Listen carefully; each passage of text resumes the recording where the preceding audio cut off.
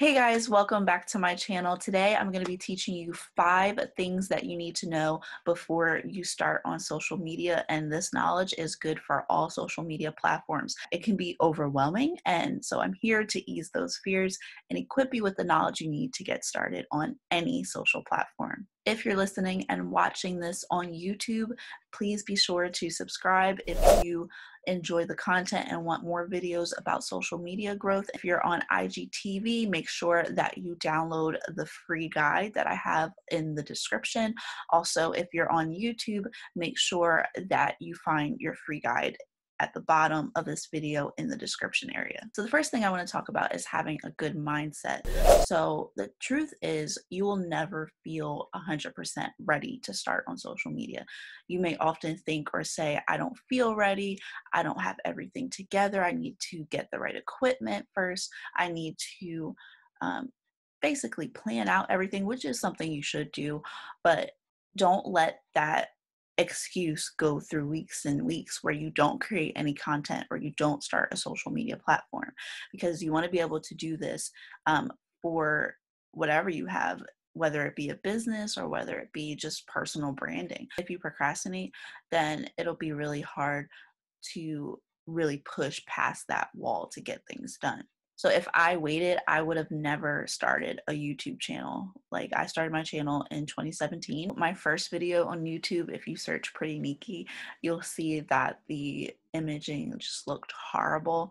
But people love the content. So that's why I kept it up there, because um, it was good content. It was a good, interesting topic, talking about fashion and talking about growth in the church and things like that. So that's why I kept that video up. Like, people enjoy your content as long as they're able to receive it um, well. Then I think that you should keep it up and you should keep owning your craft and keep learning, like, how to make video look better, how to make your podcast sound better, things like that.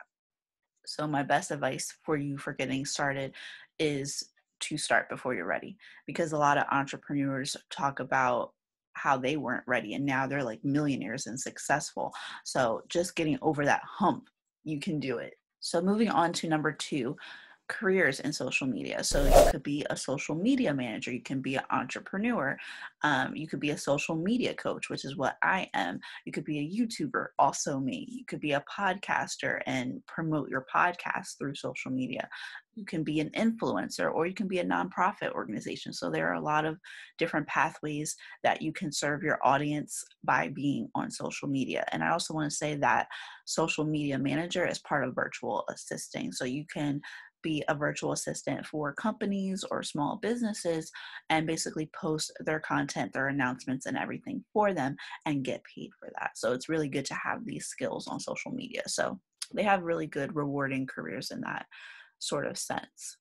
And I also want to say, building a business on the side has its perks. As you see, due to COVID-19, a lot of people have to stay home or they have to work remotely under a lot of restrictions. And so it's good to have something on the side that can build you passive income. Not only that, but even if the virus wasn't here, if your job for whatever reason laid you off or fired you or something like that, you have a cushion of money still coming in. So that's a really good thing too, is to have a backup plan. Number 3 is niche, niche, niche. You need to niche down, because people need to know to go to you for certain things. If you start posting like random lifestyle vlogs, and then you're talking about sports, then you're talking about food, then you're talking about lawyers or something, no one's going to know what to go to you for. So it's really important to hone in on one thing. So I'm a journalist and I do media expression. I write. So all of that makes sense to talk about because I have a journalism background. I'm a social media coach. So people are expecting me to know how to do video. They're expecting me to know how to speak to people. They're expecting me to know how to write. So just keep that in the back of your head. If you're first starting out, then it's okay to explore different things, because you may not be entirely sure about what you want to talk to your audience about. So if you want to experiment a little bit in the beginning, I think that that is fine. Just make sure that you hone in and you stay consistent with your content once you find out what you're good at and what you want people to come to you for. I also have another video on this on my IGTV, so if you would like to view that next after this video, you can do that by looking under my IGTV. So number 4, you want to plan out your content. So you don't have to start with 100 posts. You can start small. Start with a week's worth of posts to plan out, like, what is your picture going to look like? What are you going to say? How does the caption tie in with the picture? So that way people are able to see what you're about and what types of things you're passionate about and you care about. Like, you can make a whole content calendar. Some people actually plan out 30 days in advance of social media posts. So if that feels a little too advanced for you, I would say definitely start with a week's worth of posts before posting your content. Okay, number 5, we're at the last one. Don't ask for follows or likes for likes.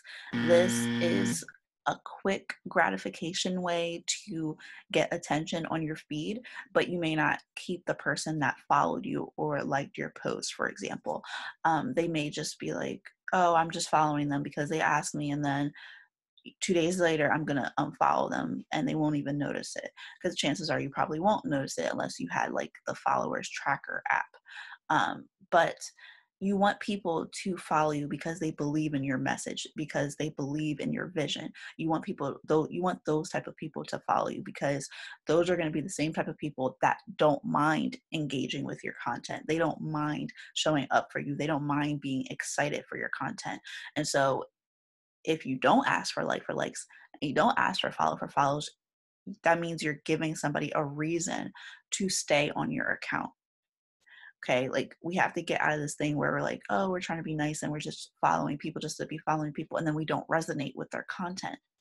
So it's really important having all the earlier qualities that I mentioned in order to make an account that will appeal and attract your ideal client or your ideal follower.